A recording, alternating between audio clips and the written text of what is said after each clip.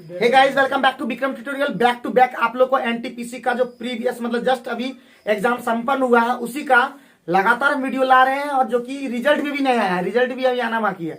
तो चलिए हम लोग लेते हैं हमारे क्वेश्चन जो हमारे जो एग्जाम में आया था, मैंने खुद दिया था, उसी का क्वेश्चन लेके आए हैं। तो देखते हैं आप लोग मेरे क्वेश्चन का कितना सही सही आंसर दे पाते हैं मैथ में। तो और मैंने एग्जाम में पता ही है कितना लाया, हम बताएंगे बाद में। तो 55 नंबर क्वेश्चन सीधे हम ले रहे हैं। तो 55 नंबर में क्या बोला, एक दुकानदार 550 रुपया प्रत्येक के मूल्य पर, एक दुकानदार 550 रुपया प्रत्येक के मूल्य पर थोक में कैलकुलेटर खरीदता है और उन्हें 580 प्रत्येक के मूल्य पर बेचता है।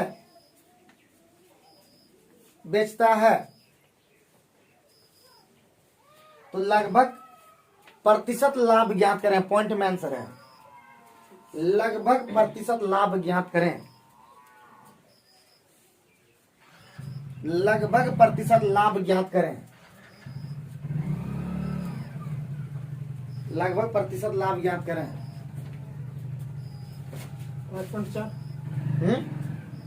5.4। अरे वाह राजू, बहुत बढ़िया। तो इसका मतलब उसका सीपी कितना हो गया जी? सीपी हो गया 550 गुना कितना हो जाता है? कितना? 1100 होगा क्या? 1100 सर। और एसपी कितना हो गया? 580 गुना कितना होता है? 1160। 1160। क्या टका का लाभ हो गया जी? 60 रुपया। तो इसलिए हमको लाभ निकलेगा, प्रॉफिट परसेंट। तो हमारा 60/1100 यही ना, और गुना ये खत्म हो गया तो 11 5 55 ना, 5 बचा क्या? 11 चौक 44, 6 11 5 55। तो जल्दी से फटाफट बनाओ, जल्दी से फटाफट एकदम बना दो। भूल गया, पॉकेट में रह गया था। तो इसका मतलब कोई दिक्कत है? आगे बढ़ो नेक्स्ट क्वेश्चन में। हाँ सर। लिखो क्वेश्चन, 4 अंकों की वह बड़ी से बड़ी संख्या ज्ञात कीजिए। 4 अंकों की वह बड़ी से बड़ी संख्या ज्ञात कीजिए जो 12, 15 और 18 से पूर्णतया विभाज्य हो। 4 अंकों की वह बड़ी से बड़ी संख्या ज्ञात कीजिए जो 12, 15 और 18 से पूर्णतया विभाज्य हो। जल्दी बताओ, ऑप्शन है क्या? 9000, 9900, 9450, 9750। 9000। 9000 क्यों बोला? एम्बुलेंस। बिल्कुल गलत होंगे।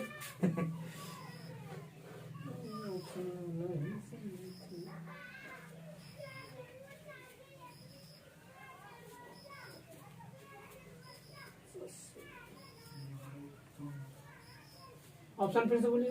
9000, 9900, 9450, 9750।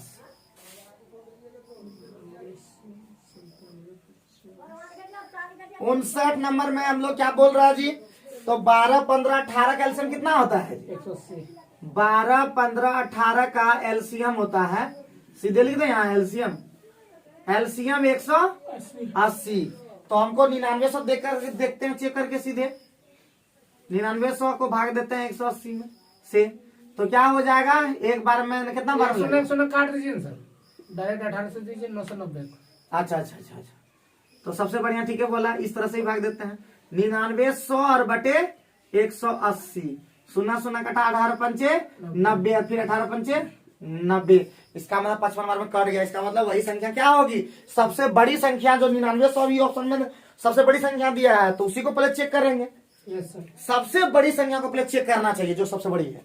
उसके बाद ही सोचना चाहिए कि कौन संख्या सबसे छोटी चेक करना चाहिए, और उसके बाद बीच वाला लास्ट में चेक करना चाहिए। ठीक है, थोड़ा तरीका दिमाग में रख लिए। या एक और तरीका है, 12 से भाग देख लो, 15 से भाग दे लो, 18 से भाग दे लो, जो तीनों में से भाग लग गया वही आंसर हो गया। तो तीनों का एलसीएम लेकर, हाँ, या तीनों से एलसीएम। तो 2 तरीका है हमारा, बहुत बढ़िया। या ऑप्शन लेकर के दिमाग लगाना। चलो आगे बढ़ते हैं। 60 नेक्स्ट क्वेश्चन। एक जीवाणु की आबादी पहले 10 मिनट में 6%, एक जीवाणु की आबादी पहले 10 मिनट में 6% और फिर अगले 10 मिनट में 10% की दर से बढ़ती है, 10% से बढ़ती है। तो 20 मिनट के पश्चात उसकी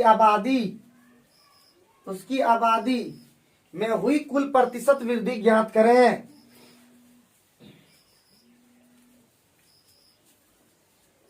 ज्ञात करें। इसका मोबाइल घुर घुर कर रहा है, लेकिन ज्ञात करें। तो जल्दी से फटाफट बताओ क्या आंसर होगा। 16.6%। 16.6। वाह, बहुत बढ़िया, बहुत बढ़िया। तुम लोग तो बहुत ही खतरनाक हो चुके हो। ठीक है, तो 16.6% कैसे। तो अभी हमारा क्वेश्चन नंबर 60 है ये। तो हमारा 10 और प्लस 6 और 10 गुना 6 बटे, यही ना होता है सूत्र जी। तो हमारा 16 और यहाँ पे देखो, यहाँ पे कट जाएगा, यहाँ पे हो जाएगा 0.6। तो 16.6%, क्योंकि हम लोग बोले दो अलग अलग परसेंटेज रहे। तो x plus Y plus X Y बटे 100 सूत्र होता है ना। तो कमी वृद्धि का होता है। हाँ, वही कमी वृद्धि जो भी हो उसी का। तो प्लस से सब था, तो प्लस से में जोड़ते चलेंगे क्या। तो आगे बढ़े नेक्स्ट क्वेश्चन। खाली क्वेश्चन में देखो किसे किया, 10 मिनट में इतना बढ़ जाएगा, 10 मिनट में फिर इतना था, तो 20 मिनट के बदलता कितना। तो क्वेश्चन बड़ा ट्विस्ट कर देगा। हमको ऐसे ही क्वेश्चन दिया था, बाकी क्वेश्चन 20% का दिया था। 20 मिनट के पश्चात बोला था कि 20 मिनट पश्चात कितना वृद्धि हो गया। तो कितना वृद्धि हो गया, 16.6 का। आगे बढ़ो। निम्नलिखित को सरल कीजिए, निम्नलिखित को सरल कीजिए। ठीक है, निम्नलिखित को सरल कीजिए। क्वेश्चन बोलिए। निम्नलिखित को सरल कीजिए। हुआ cos inverse 1 by root under 2, cos inverse 1 by root under 2 plus sec inverse minus root under 2। Option ले लो 0, पाई बाई 3, पाई और चौथा ऑप्शन है minus pi by 3। Pi by 3, पाई और माइनस पाई बाई 3। बोलो क्या आंसर होगा।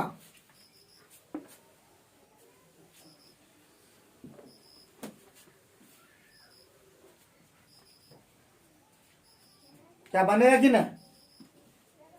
62 नंबर। अरे मेरा क्वेश्चन है, थोड़ा सा एक दो टफ नहीं रहेगा तो कैसे हो। तो कितना, तो क्या हम सही मार दिए हैं, देख लो तुम सही। तो तुम लोग भी दिमाग लगाओ, तुम जरूर मार दोगे। कॉस इनवर्स कितना, 1 बाय रूट अंडर 2, यही ना। अब plus sec inverse minus root under 2, यही ना। हम यहाँ पे क्या बैठा देंगे तो बताओ जी। कॉस इनवर्स और यहाँ पे बैठा देंगे कॉस पाई बाई 4। कोई दिक्कत। अरे कॉस पाई बाई 4 मतलब 1 बाय रूट अंडर 2 और प्लस सेक इनवर्स, और ये कितना का वैल्यू होता है, minus root under 2। Minus root under 2 हो जाएगा सेक, सेक कितना बाई 4 का वैल्यू होता है 135 का शायद वैल्यू होता है ना जी। बोलो तो 135 का वैल्यू शायद होता है। मतलब 135 को क्या लिखेंगे, 135 को कैसे पाई में लिखेंगे बताओ। अरे बोल दो, बोलबेन का तब 35 को कैसे लिखोगे। छोड़ो, तो इसको हम लिखते हैं सीधे 45 तक लिखते हैं। कॉस 45 डिग्री और सेक 1 35 डिग्री। तो ये हो जाएगा, खत्म हो जाएगा। तो 45 डिग्री बचेगा और यहाँ पे 135 डिग्री बचेगा, बराबर 180 डिग्री। 180 डिग्री को क्या बोलते हैं। क्वेश्चन था ये तुम लोग। और क्या तुम लोग ने बनाया ये अभी क्या बोलते हैं वो वाला जो त्रिकोणमिति क्या बनाते हो, कैसे खत्म हो ए, जाएगा? तुम लोग बनाए हो डेरिवेटिव ने, क्या नाम है उसका। कॉस और सेक कैसे खत्म हो जाएगा। अरे सूत्र होता है। और सूरज तो हाल फिलहाल में ही बताया है, वो पिछले साल मैथ में। हाँ, कैसे कैसे कटता है। सेक इस तरह से रहता है ना जी। कॉस इनवर्स और यहाँ पे कॉस से रखना होगा तभी खत्म हो पाएगा। ठीक है, वो सब मैथ का चीज है, 11th का चीज था ये। अब उतना हम डिटेल ये सब ने बताया। ठीक है, आगे बढ़ो। खुद नहीं आता तो क्यों बोले। तो ये सब भूल गया ना, बहुत दिन से ये सब पढ़ा हुआ था। तो हम फिर भी सही मार दिए थे।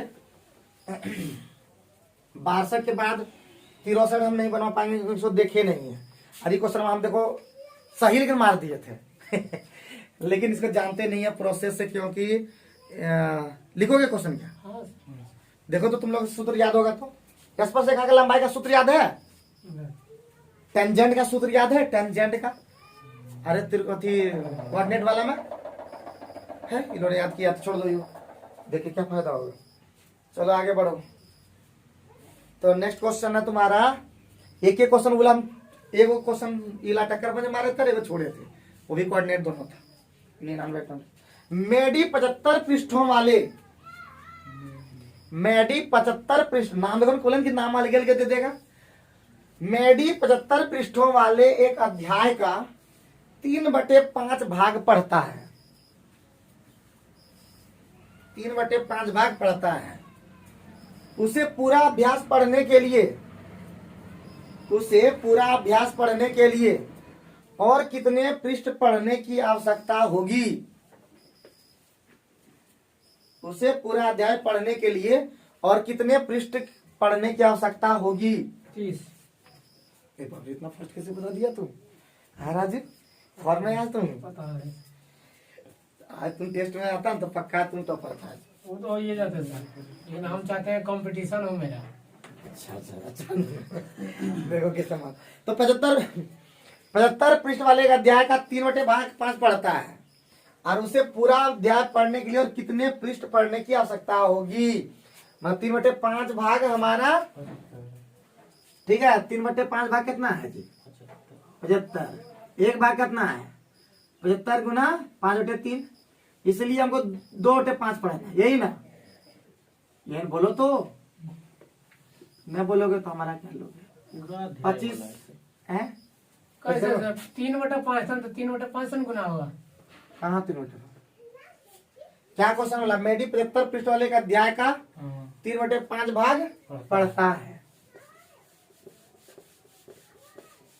पूरा पढ़ने के लिए और कितना आवश्यकता है? रुको रुको रुको रुको, क्या क्वेश्चन में बोला? मेडी 75 पृष्ठों वाले एक अध्याय का 3/5 भाग पढ़ता है, ठीक है? तो सीधे 75 का कितना निकालना है? 2/5। 15 75 15, सीधे क्वेश्चन में ढंग से नहीं पढ़े थे, जवाब लेकिन सही मारे। तीजन, अरे यहाँ पे देखो मारे हैं 3, ठीक है? तो हो गया ये वाला। क्या कुछ समझ में पहले आया? हाँ, वो 75 पृष्ठ वाला अध्याय ही था, उसका 3/5 भाग पढ़ लिया, तो 2/5 पढ़ना 75 का 2/5। 75 का 2/5 कितना होता है? पकड़ ही लिए हो कितना होता है? 70 भी हम लोग चल गए आराम से। आगे बढ़ते हैं नेक्स्ट, 72 नंबर में क्वेश्चन में है, तो लिख देते हैं और बना भी नहीं। निम्नलिखित को सरल कीजिए, लिखो √2 cos 4 थीटा का मान कितना होगा? पहला ऑप्शन cos थीटा, दूसरा ऑप्शन 2 cos थीटा, तीसरा ऑप्शन cos 2 थीटा, चौथा ऑप्शन sin थीटा। बताओ क्या आंसर? बड़ा ना भैया, देखते हैं कौन बता पाए भैया। हम सही मारे कि नहीं? 2 cos थीटा सर। कैसे कैसे? अब जैसे होगा वैसे होगा सर। कैसे? हाँ सर, 2 को 2 जोड़ दिए सर, हैं? 2 2 4 हो गया, 4 cos थीटा 4 हो गया सर। हम जैसे बात तैसे 2 cos थीटा कर दिए। मिटा देंगे वाला।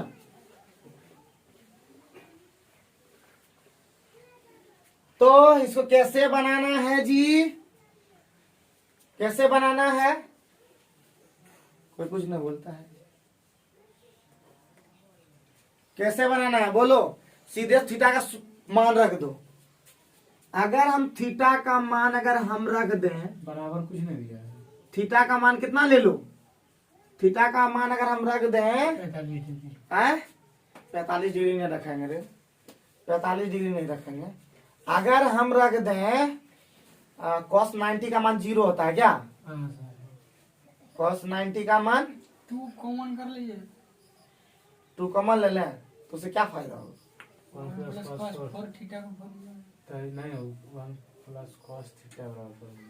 हाँ, थीटा का मान हम लोग रख देते हैं सीधे 15 डिग्री रख देते हैं थीटा का मान, ठीक है? हाँ तो 1 हाँ सर 15 डिग्री 60 डिग्री हो जाएगा 30 डिग्री रख देते हैं। 120 डिग्री 30 डिग्री रखते हैं, देखते हैं क्या होता है। अगर थीटा का मान 30 डिग्री रखा, मान रहे हैं फिर वाना फिर ट्रिगोनोमेट्रिक फंक्शन में रखाते हैं ना, तुम कहा टेंशन लेता हो? तो 15 रखें कि 30 रखें, बोलो जल्दी। 15 वाला में दिक्कत हो जाएगा सर। तो इस डिग्री रखते हैं कि हाँ सर 30 डिग्री 30 रखेंगे डिग्री रखते हैं तो क्या हो जाएगा बताओ तो? 2 2 प्लस रूट अंडर 2 और प्लस 2 और कॉस हो जाएगा 120। यस सर कॉस 120 का मान कितना होता है? ओई कॉस 120 का मान कितना? कॉस 120 का मान कितना होता है?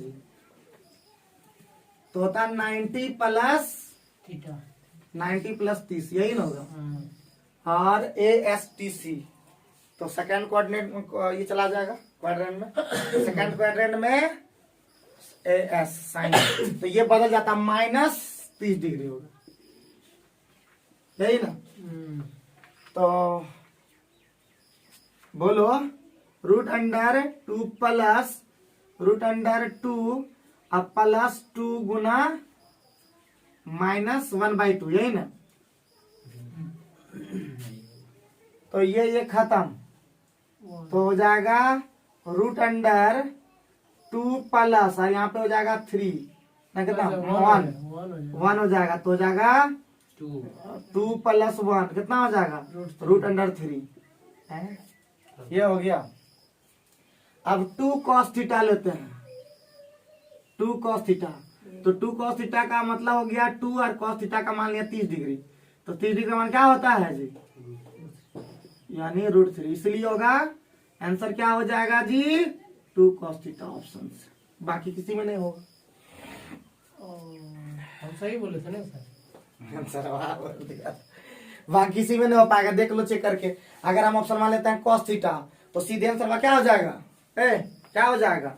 ये बोला था उसी फंक्शन में लाना है, तो फंक्शन में जब मान लेते हैं ना तो वही बैठाना होता है उसमें।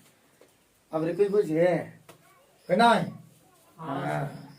तो इसका मतलब हमारा cos थीटा अगर लेते हैं, थीटा का मान 30 डिग्री, तो हो जाएगा √3/2। ऑप्शन में नहीं, मतलब इसमें नहीं आया है। अगर लेते हैं 2 cos थीटा आ गया। अगर हम cos 2 लेते हैं, cos 60 डिग्री का मान होता है 1/2, वो भी नहीं हुआ। अगर sin 30 डिग्री लेते हैं, sin 30 डिग्री का मान कितना होता है 1/2, ये भी नहीं आ पाएगा। बुझे कुछ? हाँ सर पल्ले पड़ा। चलो तो देखा हम लोग हमारा वाला टॉप थोड़ा आया था। हाँ टफ था आप बता रहे हैं मतलब टफ है। देखो ये नुनू बाबू का, देखो इसका, ठीक है। तो इसका मतलब इतना इजी भी नहीं था आसान मारना, तुरंत क्या मार देता। और वहाँ एक चीज और बताते हैं, यहाँ जितना आसान दिखता है ना राजू, हम तो ये वाला पक्का मार किया तो सब 2 cos थीटा। तुमसे बहस करना मतलब कहता ना, कतर पत्थर से बहस करना मतलब अपना खुद सर पे मतलब क्या बोलता फोड़ना, समझ गए ना। पत्थर पे तुम सर फोड़ो मतलब मारोगे तो पत्थर जैसे तैसे रहवे करेगा, लेकिन सर में पड़ जाएगा। वही तुम हो, पत्थर हो तुम, हमरा है सर। तो लो आगे बढ़ो, ठीक तुम बना दोगे हमको बता मार देता।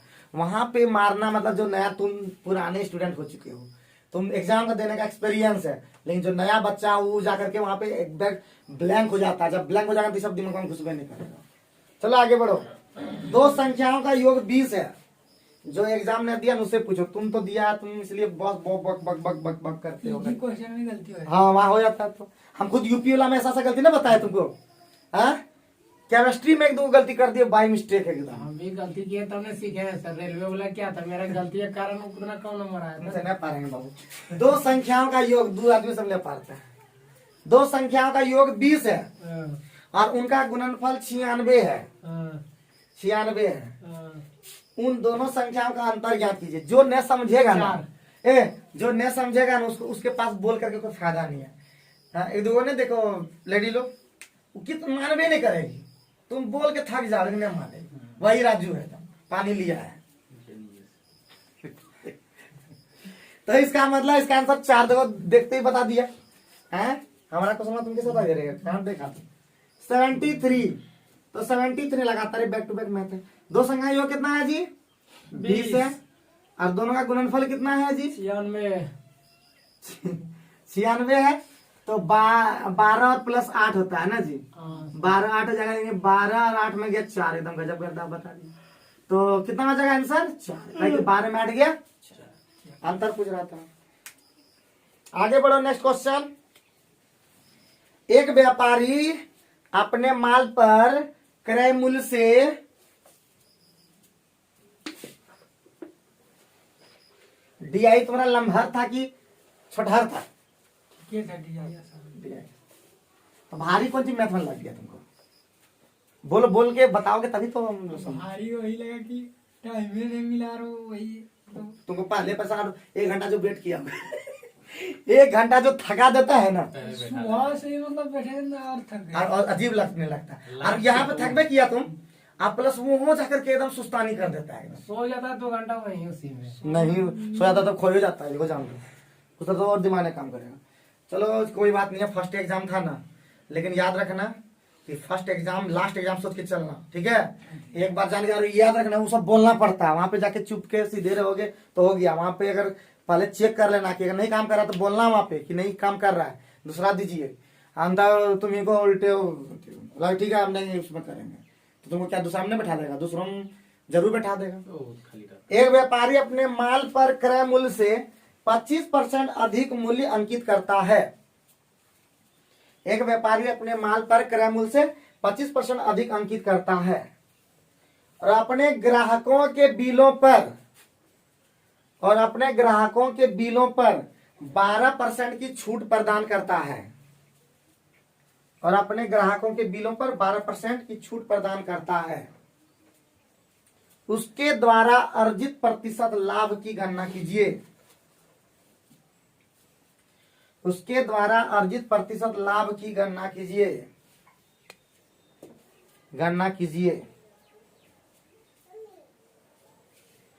बता, बहुत ही सिंपल क्वेश्चन है। 77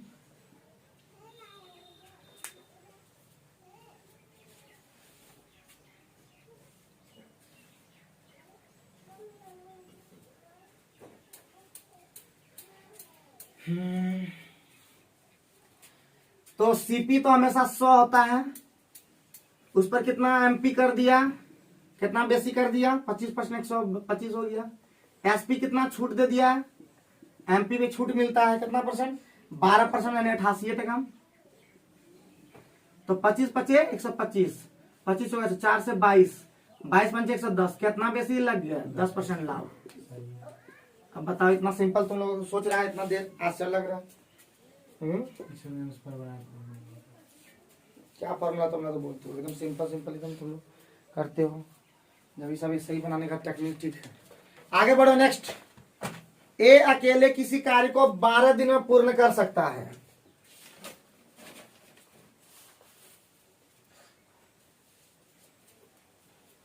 बारह दिन में पूर्ण कर सकता है। लिखिए,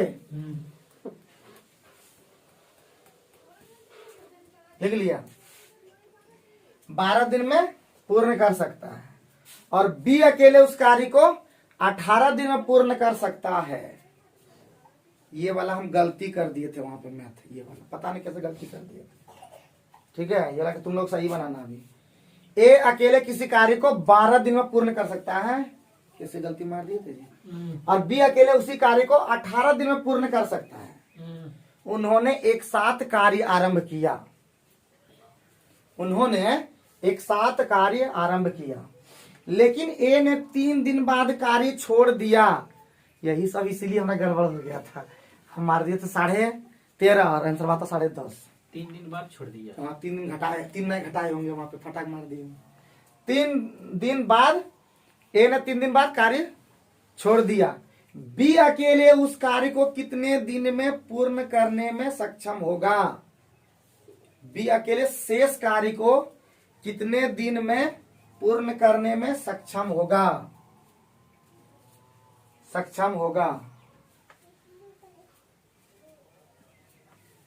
सिंपल क्वेश्चन में कैसे, देखो यही देख लो, यहाँ ये सिंपल क्वेश्चन है या नहीं है। इसको हमने गलती कर दिया तो होता है वहां पे मिस्टेक थोड़ा सा, लेकिन उसको ठीक कर 5 दिन है क्या सर? कैसे बना दिया। बोला कि वहां पे क्या हमने जानते थे, राजू बताओ। हाँ सर। हम गलती करें, देखो 4 मारे हैं हमारा 10.5 है, तो हम गलती भी कर दिए ना, सिंपल एकदम। कैसे हो गया?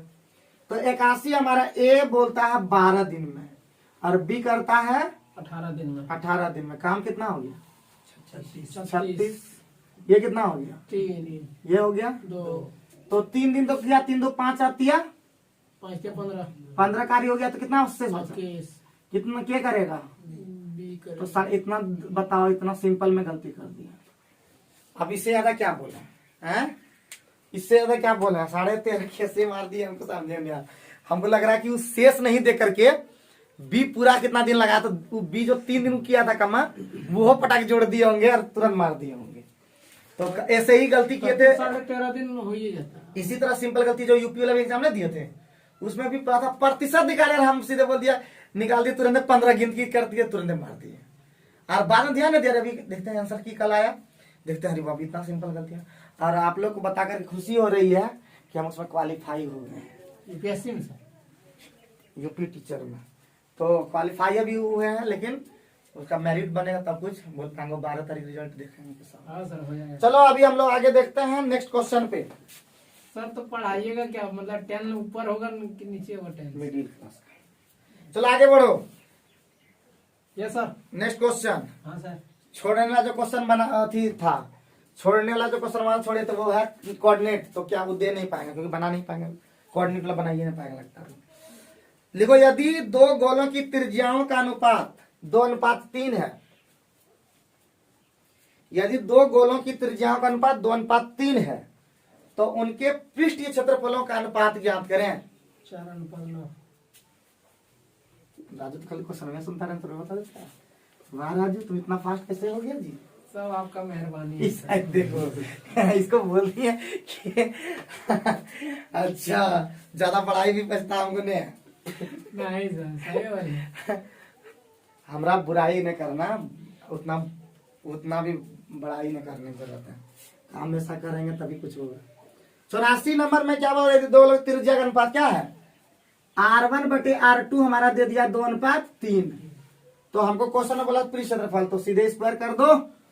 R1/R2 का स्क्वायर मतलब होता है पृष्ठ क्षेत्रफल, A1/A2 बराबर हो जाएगा 4/9। आंसर। कोई दिक्कत है? आगे बढ़ो। Next question. नेक्स्ट क्वेश्चन जो है वो है तुम्हारा, वो क्या नाम है, वो DI। तो DI वाला क्वेश्चन देख नहीं पाएंगे उतना, कि बड़ा बड़ा दिखाएगा, लेकिन सही मारे हैं। सही DI वाला भी सही है। हाफ रेट खाली DI ये दिखा, तीनों लगातार, और तीनों लगातार सही। अरे वाह, तो अच्छा किया था। अब इधर मैथ है कि नहीं? 95 पहुंच गए जी। 96 खत्म। पता, इधर खत्म हो गया जी, इधर खत्म हो गया। तो खत्म हो गया, तो यहीं पे निस्तार कर देते हैं। तो हम 51 से स्टार्ट किए थे और वहां तो चले, ज्यादा क्वेश्चन नहीं मिला, 5-6 ही मिल पाया। तो उम्मीद करते हैं आज का वीडियो आप लोग पसंद किए होंगे। मेरा ही क्वेश्चन था, तो जिसमें से 2 कोऑर्डिनेट जो आ गया, बीच में दोनों ही हम एक तो अटक्कर पंजे मारे थे, सही हो गया था, और एक बना ही नहीं पाए, तो मैंने अटेम्प्ट नहीं कर पाया था। तो उम्मीद है कि आप लोग भी देखे होंगे कि किस तरह के क्वेश्चन मेरे कथी में आए थे, मेरे सेशन में। और बाकी आप लोग पढ़ते रहिए, लिखते रहिए, और लगातार हमारे चैनल को फॉलो करते रहें, क्योंकि हम और सूरज मिलकर ला रहे हैं लगातार वीडियो आपके लिए कंपटीशन के क्षेत्र में। वो लगातार जीके ला रहा है, हम लगातार मैथ ला रहे हैं, और रीजनिंग भी किसी मास्टर को कोई पकड़ में आ जाए तो बढ़िया है, या तो सूरज भी लगातार आप लोग के लिए रीजनिंग का भी वीडियो प्रोवाइड करेगा। तो देखते रहिए, लिखते रहिए, पढ़ते रहिए, और एग्जाम में बढ़िया प्रदर्शन कीजिए, क्योंकि एग्जाम में ही प्रदर्शन बहुत बढ़िया करना होता है। तो थैंक यू वेरी मच, बहुत बहुत धन्यवाद।